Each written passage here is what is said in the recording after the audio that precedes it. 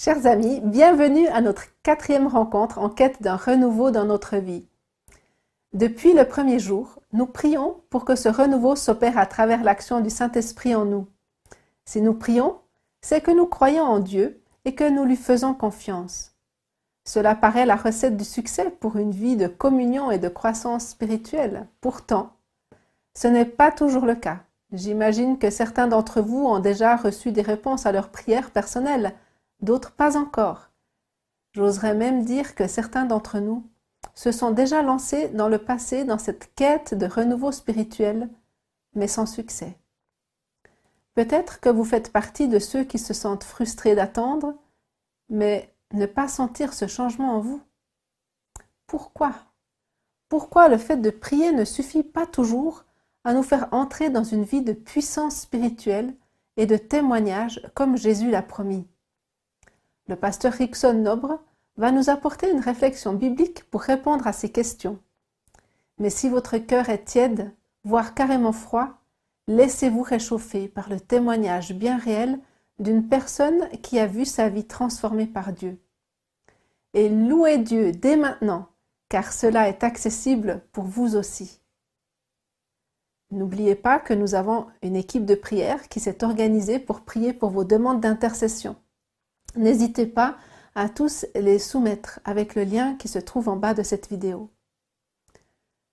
Nous allons maintenant vivre un temps de louange, de témoignage sur la prière et la foi, et puis un temps de partage de la parole. Bon programme à vous dans la présence de Dieu.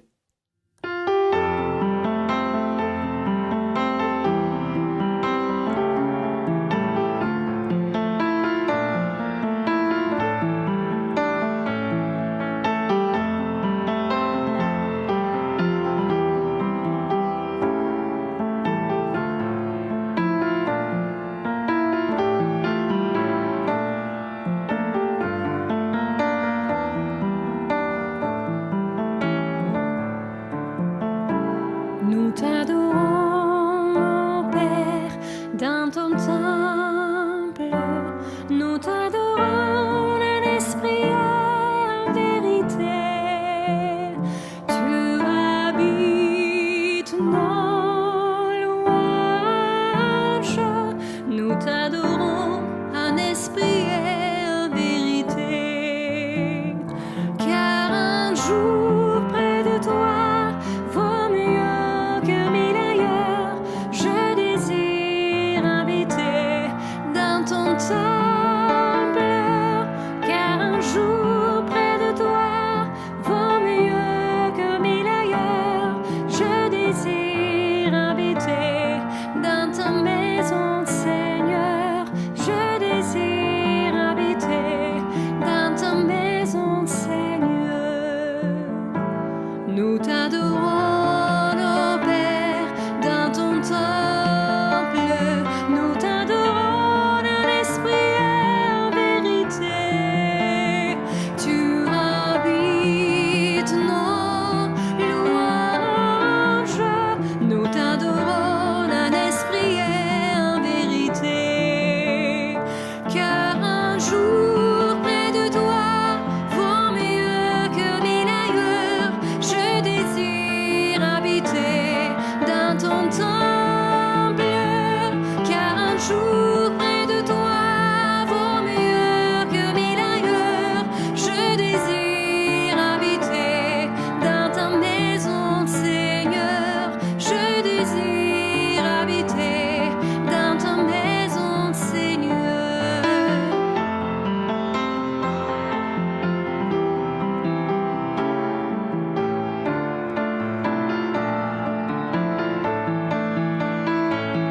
Car un jour près de toi vaut mieux que mille ailleurs. Je désire habiter dans ta maison, Seigneur. Je désire habiter dans ta maison, Seigneur.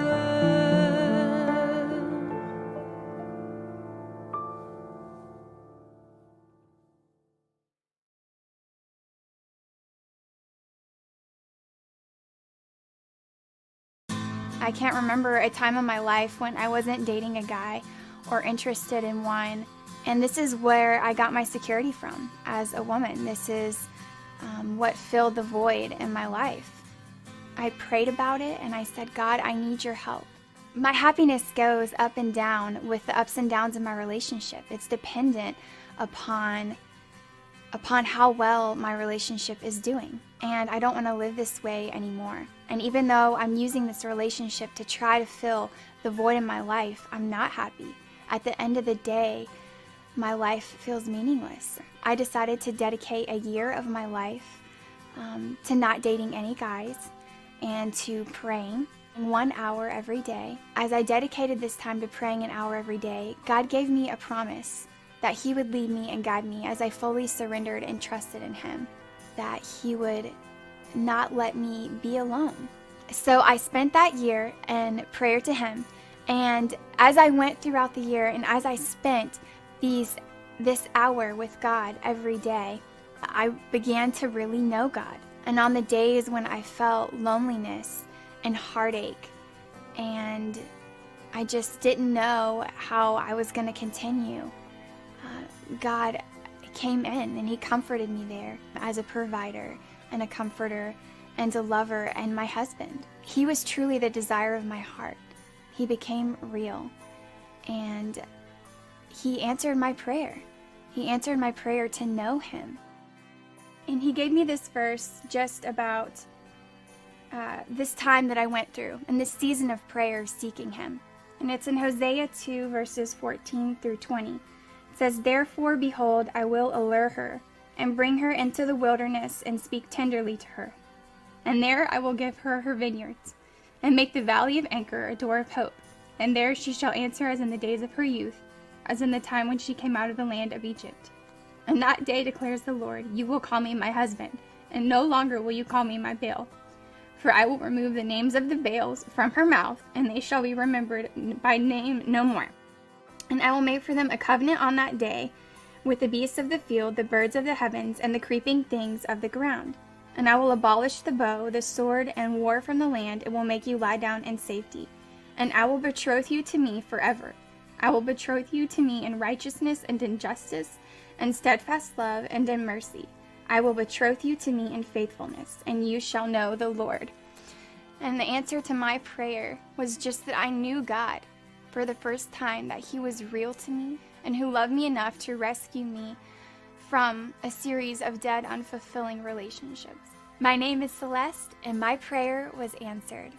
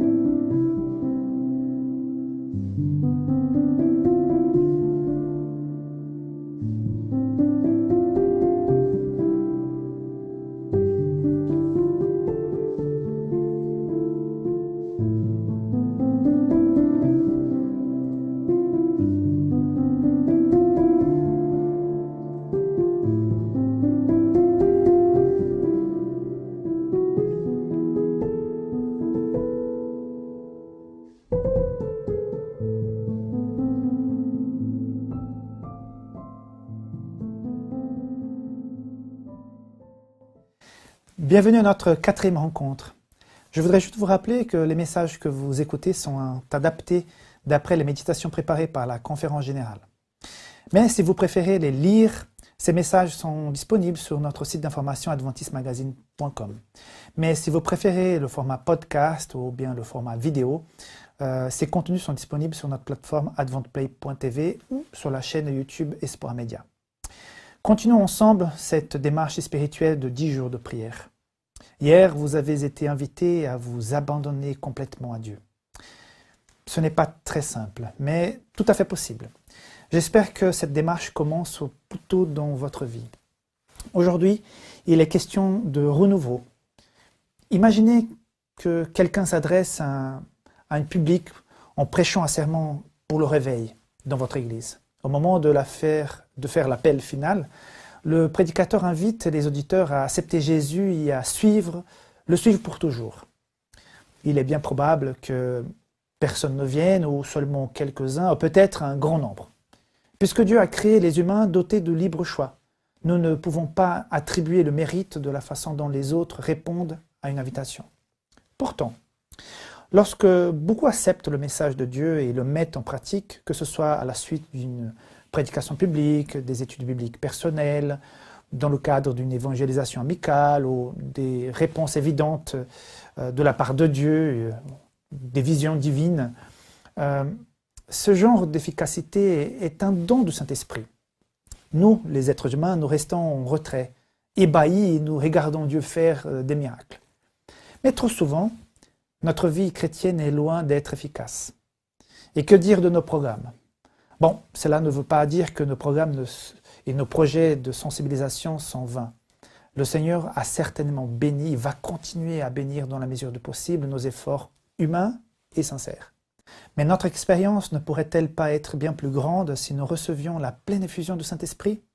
Seul Dieu connaît les possibilités.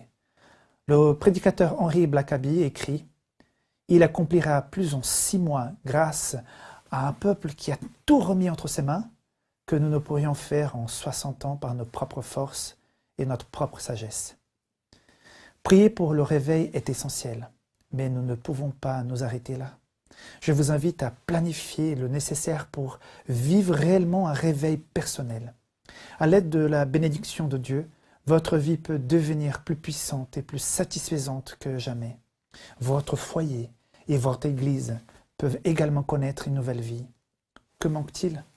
Que faut-il faire pour que tout cela se produise? Tout d'abord, quelques questions. Quel est le centre de tous nos problèmes? Est-ce spirituel? Notre manque d'Esprit Saint pourrait-il être à l'origine de notre expérience chrétienne tiède? Si la réponse est oui, alors pourquoi manquons-nous du Saint-Esprit dans nos vies? Comme nous l'avons compris lors du premier jour, Dieu nous invite à demander le Saint-Esprit dans nos vies, sans nous lasser.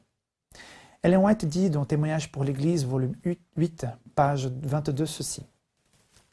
Pourquoi n'avons-nous pas faim et soif du don de l'Esprit, puisque c'est le moyen par lequel nous devons recevoir la puissance? Pourquoi n'en parlons-nous pas, ne prions pas pour le recevoir, ne prêchons pas à son sujet? L'apôtre Jacques affirme également que nous ne recevons pas quand nous demandons mal. Peut-être qu'il veut dire que Dieu ne peut pas bénir quand nos esprits sont fixés sur les choses de la chair. Paul va aussi exploiter ceci en Romains 8, 5 et 6 quand il dit « Car l'esprit charnel, c'est la mort, mais l'esprit spirituel, c'est la vie et la paix. » À quoi Paul fait-il allusion quand il parle de la pensée charnelle? Qu'est-ce que c'est donc? En fait, la parole de Dieu décrit 3 groupes de personnes et leur relation avec lui. Au sein de chaque groupe, plusieurs critères jouent, tels que le contexte familial dont chacun est issu, le caractère héréditaire de la personne, le degré de maîtrise de soi, l'âge, l'origine, culture, éducation, etc., etc. Mais, en dépit de ces différences, il n'existe que 3 groupes de base, l'homme naturel, l'homme spirituel et l'homme charnel, ou personne d'esprit superficiel, on va dire. Tout cela est décrit dans 1 Corinthiens 2, 14, 16 et 3, 1 à 4 que je vous invite à lire en détail après cette émission. Alors, qu'est-ce que c'est l'homme naturel? En fait, c'est une personne qui vit tout simplement dans ce monde et n'a pas encore une relation avec Dieu. Il ne reçoit pas les choses de l'Esprit de Dieu car elles sont pour lui une folie, comme dit Paul. L'homme spirituel, pourtant, quant à lui, il a une relation complète, authentique avec Dieu. Lorsque nous sommes spirituels, nous avons la pensée de l'Esprit du Christ. Et enfin, l'homme charnel a une relation partielle ou partagée avec Dieu. Paul dira dans 1 Corinthiens chapitre 3, verset 1, ceci. « Et moi, frère, je ne pourrais pas vous parler comme à des gens spirituels, mais comme à des gens charnels, comme à des enfants en Christ. » Cette classification nous interroge sur la différence qui existe entre un chrétien spirituel et un chrétien charnel. Les membres de l'Église appartiennent à un de ces 2 groupes. Et un rapide coup d'œil sur ces descriptions permettra de révéler où se cache le principal problème en nous. La question est de savoir à quel groupe j'appartiens. Un examen rapide devrait aider à une introspection, car on obtient un résultat plus efficace quand chacun analyse sa propre vie, et non celle des autres. Attention. Quel genre de personne suis-je? Paul va dire encore ceci en Romains 8,5. « Car ceux qui vivent selon la chair se préoccupent des choses de la chair, mais ceux qui vivent selon l'esprit se fixent sur les choses de l'esprit. » Qui occupe la première place dans vos pensées? Quels sont les premiers désirs de chaque matin qui sont dans votre cœur, dans mon cœur? Quels sont vos rêves pour demain? Ces choses peuvent déjà vous révéler qui vous êtes vraiment déjà aujourd'hui. Mais ne vous arrêtez pas là. Il était une fois une dame qui sortait le matin et elle a commencé à remarquer, quand elle sortait pour aller au travail, une petite chatte qui venait, qui était affaiblie, affamée. Et donc elle a décidé de prendre le temps de donner quelque chose à manger à cette bestiole qui était là, affamée. Et elle a été touchée par cette bête. Donc, jour après jour, cette chatte venait prendre à manger auprès de cette dame. Et puis une relation de confiance s'est installée au point où la chatte s'approchait, se laissait caresser. Donc il y avait une belle amitié. Et on va dire que des liens se sont faits entre cette dame et la chatte. Un jour, la chatte vient de loin, mais elle porte quelque chose sur sa bouche. Et quand elle s'approche, elle va déposer son cadeau au pied de cette dame. Son plus précieux bijou, un chaton. En fait, cette chatte, elle avait des chatons. Et puis elle a déposé le premier. Une fois qu'elle a déposé, la dame a compris que c'était quelque part pour elle, pour pouvoir s'en occuper. Et tout à coup, la maman chatte part et elle revient avec un deuxième chaton. Elle dépose encore une fois au pied de cette dame. Et cette chatte repart. Finalement, elle vient avec le troisième et dernier chaton. Et une fois qu'elle a déposé les 3 chatons au pied de cette dame, c'est comme si elle la regardait avec un envie de dire « S'il te plaît, prends soin de moi et prends soin de mes chatons. » Et à partir de ce moment, oui, cette dame a pris ses chatons et cette chatte à la maison. Vous savez, cette relation de confiance a fait en sorte que cet animal puisse apporter ses plus précieux cadeaux à cette dame. Nous savons que nous sommes soit sous l'influence de notre chair, soit sous celle du Saint-Esprit. Mais pour devenir spirituel, pour vraiment changer cette situation, si jamais vous pensez que vous êtes plutôt charnel, il faut tout déposer au pied de la croix. Il faut apporter votre vie, votre être tout en entier, votre plus précieux cadeau, votre vie, et la déposer au pied de la croix. Faire confiance à ce Père, à ce Maître qui attend tout pour prendre soin de toi correctement. Alors, mes amis, qu'attendons-nous? Déposons nos fardeaux, notre vie, tout au pied de la croix.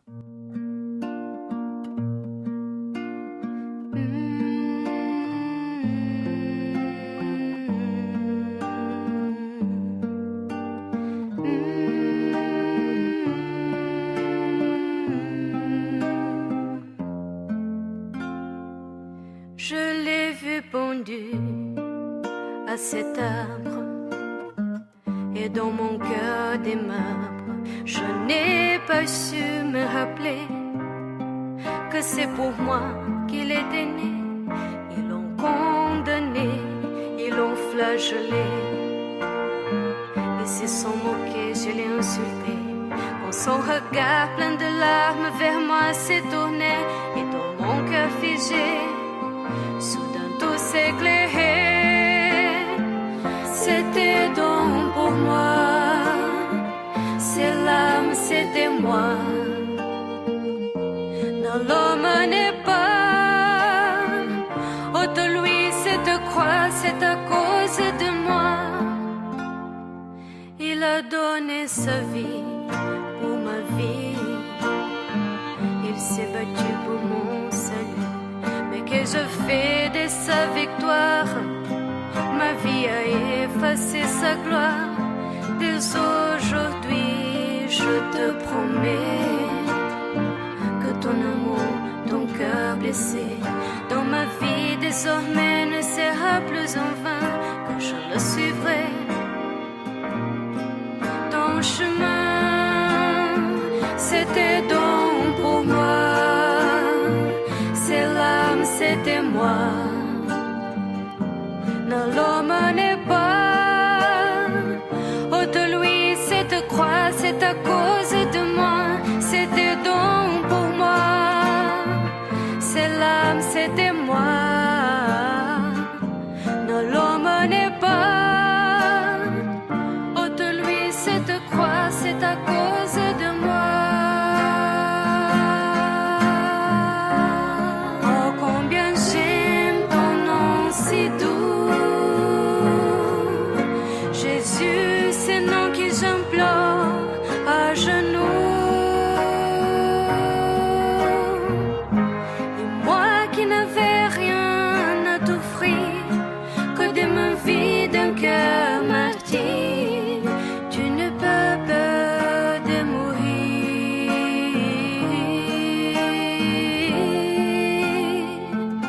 Dès aujourd'hui, je te promets que ton amour, ton cœur blessé, dans ma vie désormais ne sera plus en vain, car je le suivrai. Ton chemin, si tu me tends la main, et si tu la tiens bien, j'attendrai ton retour, j'attendrai ton retour. Si tu me tends la main, tiens-la bien, j'attendrai ton retour, j'attendrai ton retour.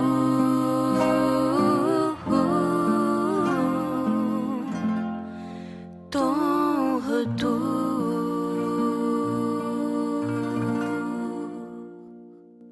Alors, chers amis, à quel groupe de personnes appartenez-vous?